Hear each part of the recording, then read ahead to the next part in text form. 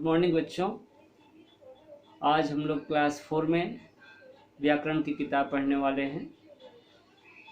अभी तक हम लोग चैप्टर नंबर 4 तक व्याकरण में पढ़े हैं। चौथा चैप्टर क्या था? चौथा आपका नंबर चैप्टर था संज्ञा। आज हम लोग शुरू करेंगे 5वां नंबर चैप्टर जो लिंग है। ठीक है, अब लिंग को आइए देखिए पेज नंबर 28 पर। सारे बच्चे जो है पेज नंबर 28 व्याकरण की जो बुक है इसका निकाल लें। ठीक है, 28 देखिए पेज नंबर। तो शुरुआत करते हैं। देखिए बुक में, जैसा कि आपके बुक में ये लिखा हुआ है, इस पर ध्यान दें, जो पेज नंबर 28 में है। क्या कि मैं अपने माता पिता के साथ सरिस्का राष्ट्रीय उद्यान घूमने गई। कोई बच्ची कह रही है यह राजस्थान में स्थित है। सरिस्का जो राष्ट्रीय उद्यान है कहाँ स्थित है? यह राजस्थान में है। और हमारे साथ मामा मामी और उनके लड़का लड़की भी थे। जैसे ही टिकट लेकर हम जीप से अंदर पहुँचे तो हमें नाचता हुआ मोर दिखाई दिया। पास ही मोरनी बैठी थी। बंदर और बंदरिया भी बीच सड़क पर बैठे चने खा रहे थे। तो जो भी अभी वाक्य पढ़ा गया अभी, इसमें क्या आप देखें, इसमें जो है रंगीन शब्द आप देख रहे हैं, कुछ कलरफुल वर्ड्स हैं, है ना। और ये जो कलरफुल वर्ड्स हैं क्या क्या, जैसे माता पिता, है ना, मामा मामी, लड़का लड़की, मोर मोरनी, बंदर बंदरिया। ठीक है, तो इसमें जो है पिता, मामा, लड़का, मोर और बंदर, ये जो शब्द थे यह पुरुष जाति को इंडिकेट करते हैं। ये पुरुष जाति के शब्द हैं। ठीक है, जबकि माता, मामी, लड़की, मोरनी और बंदरिया, ये जो शब्द हैं क्या हैं? ये स्त्री जाति के शब्द हैं। तो हम इस निष्कर्ष पर पहुंचे क्या कि जो पुरुष जाति और स्त्री जाति के शब्द हैं, अगर हम दोनों को एक साथ मिलाते हैं तो किसका डिफिनीशन होगा? लिंग का डिफिनीशन होगा। कैसे? तो लिंग किसे कहते हैं, क्या बोलेंगे हम? लिंग की परिभाषा में हम बोलेंगे कि संज्ञा शब्द के जिस रूप से या संज्ञा के जिस रूप से उसके पुरुष जाति या स्त्री जाति के होने का पता चलता है, उसे लिंग कहते हैं। क्या बोला गया? कि संज्ञा के जिस रूप से उसके पुरुष जाति या स्त्री जाति के होने का पता चले, उसे लिंग कहते हैं, चाहे कोई भी शब्द। ठीक है, जैसे हाथी, हाथी शब्द हम बोलते हैं, तो हाथी शब्द बोलने से हाथी क्या है? एक संज्ञा। संज्ञा किसे कहते हैं? तो किसी वस्तु, व्यक्ति, स्थान या भाव के नाम को संज्ञा कहते हैं। सारे बच्चे जानते हैं। तो जो भी संज्ञा शब्द हैं, अगर संज्ञा शब्द को हम लेते हैं और उन संज्ञा शब्द को लेने से, सुनने से हमें पता चलता है यह किस जाति से आते हैं, यह पुरुष जाति का है शब्द या स्त्री जाति का। सब तो दो होंगे, या तो स्त्री जाति से होंगे या पुरुष जाति से होंगे।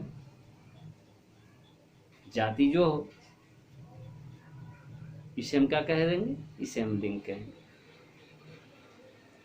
और लिंग को दो भागों में बांटा गया है।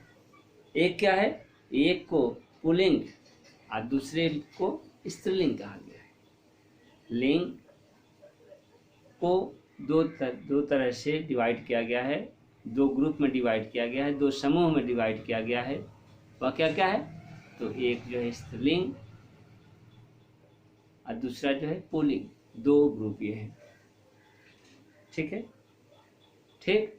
अब आइए पुल्लिंग शब्द पर कि पुल्लिंग शब्द को कैसे हम परिभाषित करेंगे।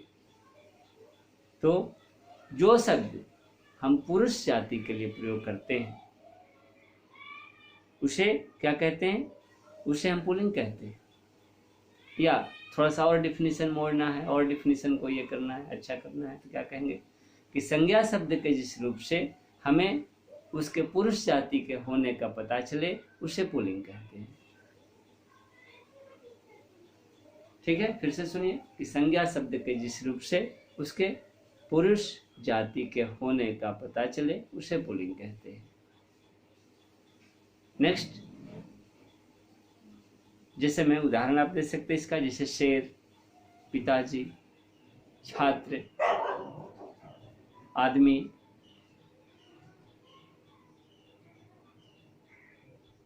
हाथी। ये क्या है? ये पुरुष जाति से संबंध रखता है सारे शब्द, इसलिए इन्हें हम क्या कहेंगे? पुल्लिंग कहेंगे। दूसरा, स्त्रीलिंग शब्द के बारे में क्या कहेंगे? स्त्रीलिंग किसे कहते हैं? तो ऐसे संज्ञा शब्द या वैसे संज्ञा शब्द जिनसे स्त्री जाति के होने का बोध हो उसे स्त्रीलिंग कहते हैं। जैसे औरत, हथनी, छात्रा, शेरनी, माताजी। ये सब क्या है? ये सारे के सारे शब्द क्या बोध करा रहे हैं? ये सारे के सारे शब्द बोध करा रहे हैं कि ये स्त्री जाति से बिलोंग करते हैं, स्त्री जाति से संबंध रखते हैं। तो हिंदी भाषा में कुछ शब्द सदैव पुल्लिंग ही रहते हैं या कुछ शब्द जो है पुल्लिंग की तरह प्रयोग किए जाते हैं, उसके बारे में हम जानेंगे। ये शब्द क्या है? तो ये शब्द हैं कौवा, उल्लू। इनका प्रयोग हम किस रूप में करते हैं? तो हर हमेशा पुल्लिंग के रूप में करते हैं।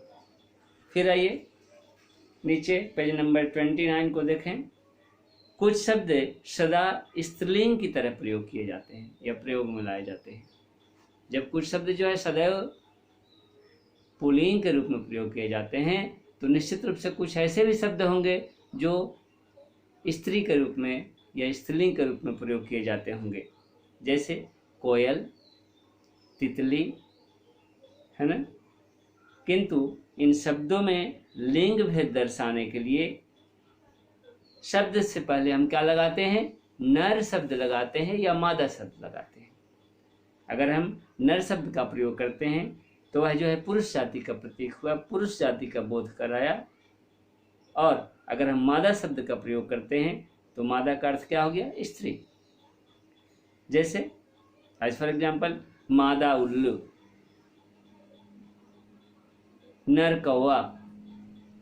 ठीक है, दूसरा एग्जाम्पल भी आप ले सकते हैं, दूसरा एग्जाम्पल भी आप ले सकते हैं, जैसे मच्छर।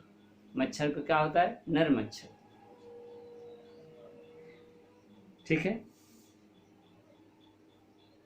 उसी तरह से नर मछली, यानी मछली का स्त्रीलिंग कुछ और नहीं, उसके पहले जो है नर और मादा जोड़ करके हम चेंज करते हैं। वह जो है स्त्री जाति से संबंध रखता है मछली शब्द की, पुरुष जाति से हम पता चला लगाते हैं क्या? उसके पहले नर या मादा का प्रयोग करेंगे। मादा मछली, है ना, नर मछली। ठीक है, जब स्त्री जाति की बात आती है, स्त्री को इंडिकेट करना है, तो हम क्या बोलेंगे? मादा मछली।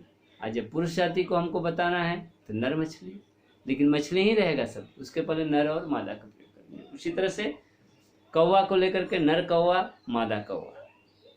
उल्लू को लेकर के नर उल्लू, मादा उल्लू, है ना। नर कौवा मारा गया या नर कौवा मर गया। ठीक है, मादा कौवा मर गई। ठीक है, तो मादा जब कौवा हो गया तो मर गई लिखेंगे। है ना, या मादा कौवा काँव काँव कर रही है।